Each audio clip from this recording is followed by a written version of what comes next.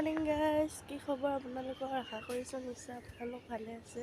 মই আছোঁ নতুন এটা ব্লগলৈ আপোনালোকক স্বাগতম জনাইছোঁ। আজি হ'ল 18 ডিচেম্বৰ। এতিয়া সময় হৈছে ৰাতিপুৱা 6:30। আজি 6:30 পৰা ব্লগটো আৰম্ভ কৰিছোঁ। আজি কি কৰোঁ নকৰোঁ আপোনালোকক দেখাই থাকিম, ভিডিঅ'টো চাই থাকিব শেষলৈকে। আমাৰ ঘৰত যিহেতুকে গৰু আছে, আমাৰ খেতি নাই, খেৰ কিনি আনিছে। চাওক, গাড়ী দি পেলাই লৈ আহিছে।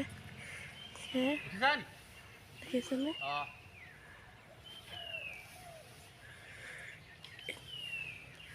পাতা স্কুলৰ ল'ৰা ছোৱালী এয়া খেল হৈ আছে, চাওক।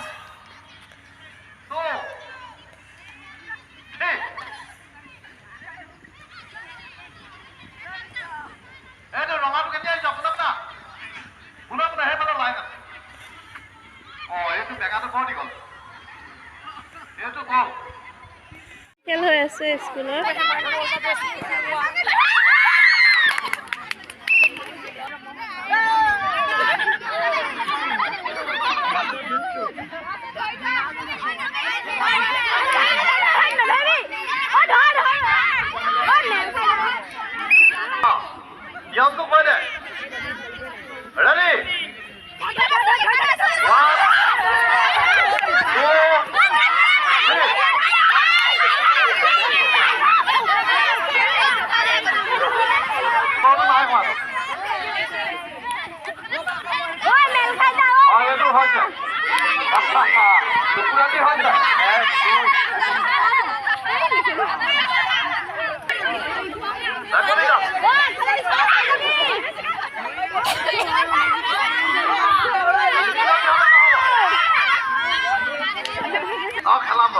কাবাডী খেলাম।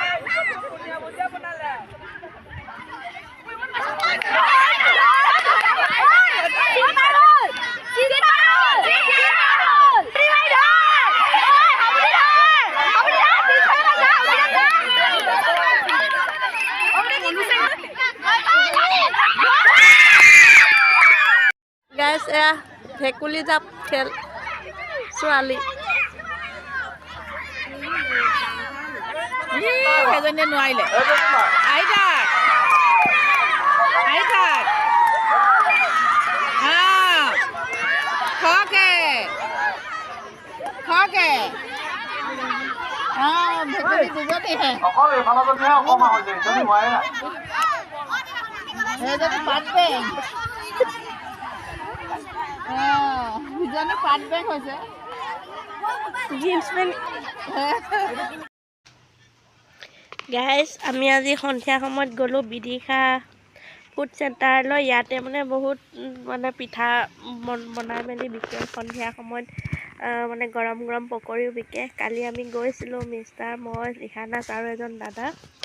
ফাৰ্ষ্ট সেই ৰেষ্টুৰেণ্টখনত সোমালোঁ আৰু ইমান ধুনীয়া পৰিৱেশটো ভাল লাগিলে। আমি সকলোৱে মিলি সন্ধিয়া সময়ত ৰঙা চাহ, পকৰি আৰু চাটনি এনেকৈ মিলাই আমি চবেই খালোঁ। আৰু এইখিনি যে দেখিছে বাইদেউগৰাকীয়ে যিজন এই দোকানখনৰ স্বত্বাধিকাৰী, আৰু তেওঁ এইবিলাক এৱাৰ্ড পাইছে। এৱাৰ্ডবোৰ আপোনালোকক দেখাইছোঁ বাৰু। এইফালে বহি আছে জিতেন দা আৰু মিষ্টাৰ। এইফালে ৰিহানাছ, ৰঙা চাহ, পকৰি আৰু চাটনি, জ্বলা জ্বলা গৰম চাটনি।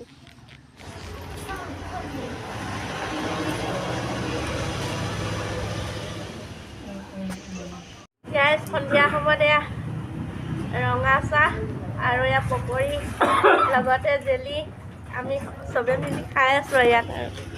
আৰু দেখিছে, এফালে আমাৰ মিষ্টাৰ, এফালে দাদা আৰু এফালে ৰিহানাছ আৰু মই চবে মিলি গৰম গৰম পকৰি খোৱাত লৈ আছোঁ।